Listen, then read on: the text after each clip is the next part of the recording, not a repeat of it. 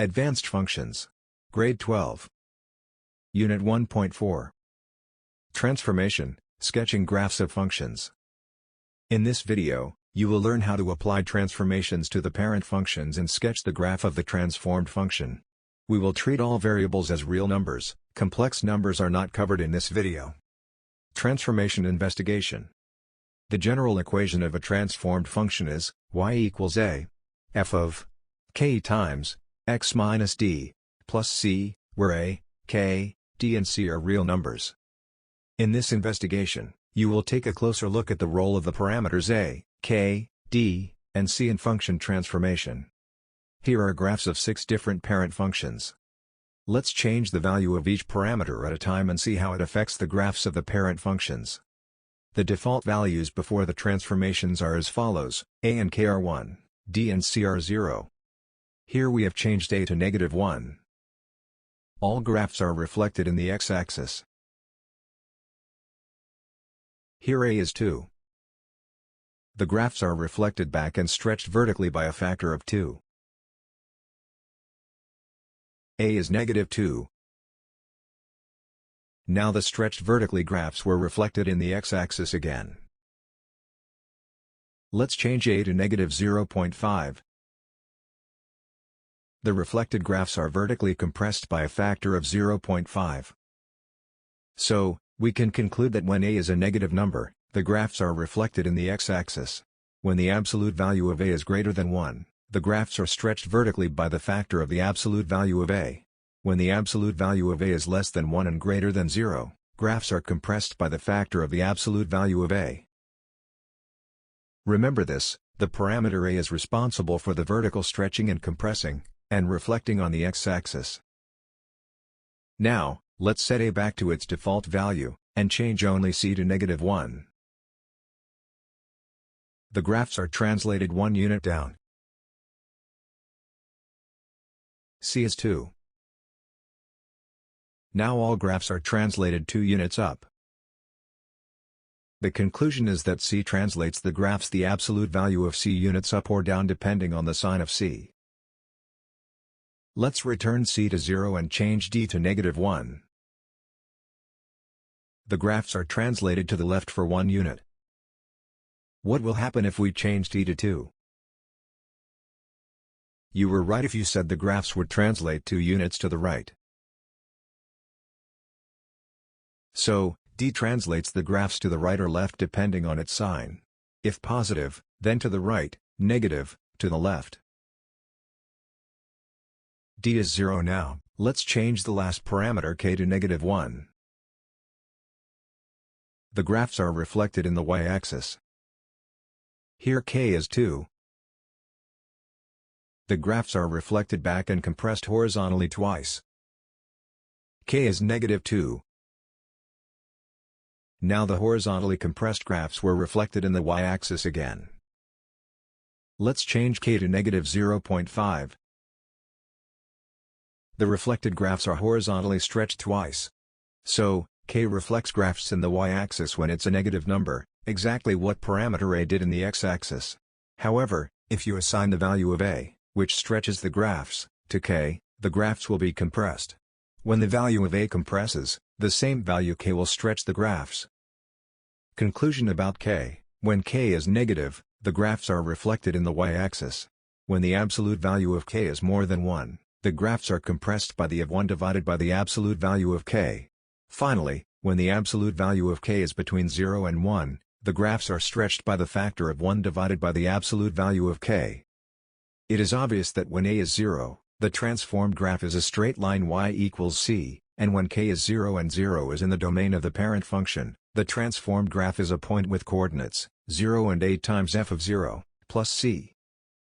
Now that we have finished exploring the role of each of the parameters, it is time to move on to the next topic, which is about describing the transformations defined by equations. First, you need to remember that the order in which arithmetic operations are performed is the rule for applying transformations. Division and multiplication must be performed before addition. You must apply transformations in a particular order. Horizontal and vertical stretches and compressions, including any reflections, must be performed before translations. Let's say we have some function f of x, and another one g of x, which is a transformed f of x, and the transformation is given by this equation. G of x equals 3, f of negative x minus 2, minus 1. Describe the transformation that must be applied to the function f of x to get g of x. First, write down what you have here in terms of the parameters a, k, d, and c. You should start by applying what a and k do, then d and c. A equals negative 3. It reflects the graph in the x-axis and stretches it by a factor of 3. To get the value of k, you need to write the expression in the brackets as the negative sum of x and 2. Now, k is negative 1, it reflects the graph in the y-axis. D is negative 2, it translates the graph 2 units to the left. C equals negative 1, which translates the graph 1 unit down. Let's try another one. G of x equals 0.5 times f of x fourth minus 1, plus 3.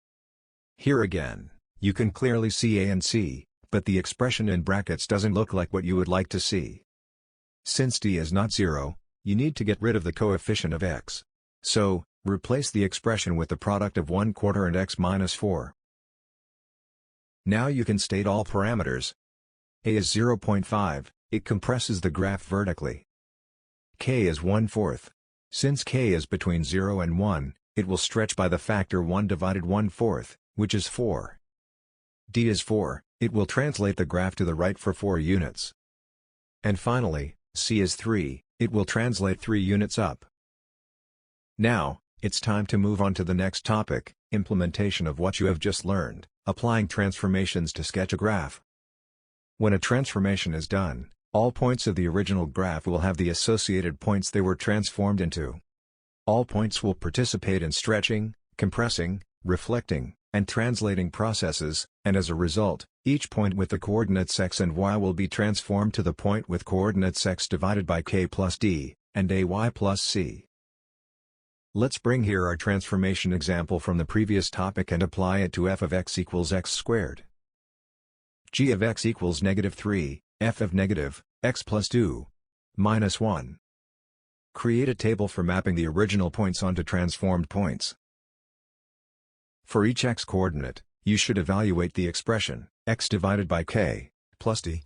For each y coordinate, you should evaluate the expression, ay, plus c.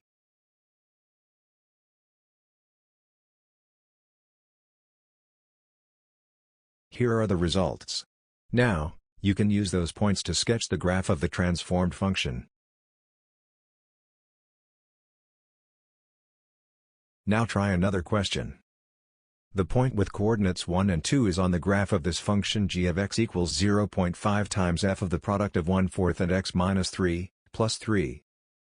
Find the point on the graph of the parent function f of x that was transformed into this point. Substitute the values of a, k, d, and c and solve these two equations.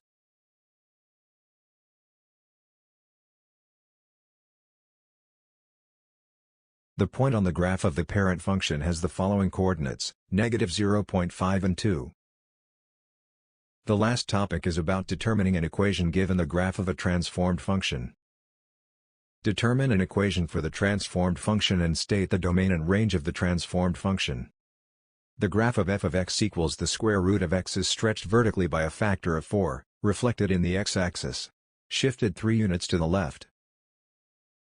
Stretched vertically by a factor of 4 and reflected in the x-axis means a is negative 4. Shifted 3 units to the left means d is negative 3. The equation for the transformed function is, y equals the negative 4f of x plus 3. The parent function graph is located in the first quadrant. When reflected in the x-axis, the reflected graph is in the fourth quadrant. After moving 4 units to the left, it will be in the third and fourth quadrants. The domain of the transformed function is the set of all real numbers where x is greater than or equal to minus 3. The range is the set of all real numbers where y is less than or equal to 0. Transformations are applied to each function to obtain the resulting graph. Determine an equation for the transformed function and state the domain and range of the transformed function. Let's find the vertices of these parabolas. The original vertex is at 0, 0, the transformed one is at negative 2 and negative 1. The original vertex is shifted 2 units to the left and 1 unit down. This means that D is equal to -2, and C is equal to -1. The graph was neither stretched nor compressed, but it was reflected in the x-axis. So, A is -1, K is 1, and the equation is negative x plus 2 power 4, minus 1. There are unlimited ways to obtain the transformed graph from the parent sine graph since the function is periodic. To determine one of the equations of the transformed sine function, start by finding the point at which the origin has been transformed. The coordinate of the origin is 0, 0 and the coordinate of the transformed point is 2, minus 3. This means that D is 2 and C is -3. Now check whether the parent function has been stretched or compressed by comparing their periods and amplitudes. The parent function has a period of 2 pi and the transformed function has the same period. Therefore K is equal to 1. The amplitude of sin x is 1, and the distance between its maximum and minimum is 2. The amplitude of the transformed function is 2 and the distance is 4. This means that the graph has been stretched vertically by a factor of 2, and A is 2. So, one of the equations for the transformed function is 2 sine of x minus 2, minus 3. Match each graph with the corresponding function. All functions presented here are power functions, 2 of even power and 2 of odd power. We know that the branches of parabolas of functions with even exponents are directed in one direction, while those with odd exponents are directed in different directions. The parabola opens upward when A is a positive number. When A is a negative number, the parabola opens downward. The first equation has a positive coefficient, and the second's coefficient is negative. So, link the first with the second graph and the second with the fourth graph. Now write the last equation so that you could see the value of K and D. The cubic equations are very similar, the only difference is in the sign of K. The third equation has a positive K, the fourth, negative. Link the third with the third graph, and the fourth, with the first graph. Write the full equation given the parent function and the transforming function. A. F of x equals 2 to the power of x. G of x equals -2f of 3 times x minus 4, minus 5. B. F of x equals the square root of x. G of x equals 1/3, f of half of x minus 2, plus 3. Since the f of x equals 2 to the power x, the f of an expression will be equal to 2 to the power of that expression. Simplify the expression of g of x, and get the answer.